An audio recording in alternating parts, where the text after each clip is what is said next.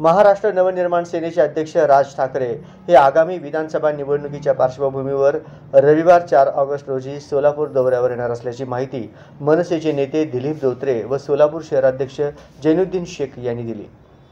राज ठाकरे हे रविवार 4 ऑगस्ट रोजी पुण्याहून आपल्या खासगी वाहनाने सोलापूर येथे दुपारी 2 वाजता येणार असून येथील शासकीय विश्रामगृह येथे रात्री त्यांचा मुक्काम असणार आहे। त्यानंतर सोमवार 5 ऑगस्ट रोजी सकाळी 10 वाजता सर्व 11 विधानसभा मतदारसंघातील पदाधिकाऱ्यांची आढावा बैठक घेऊन ते मार्गदर्शन करणार आहेत। सायंकाळी तुळजापूर मार्गे धाराशिव येथे जाणार असल्याचे सांगण्यात आले।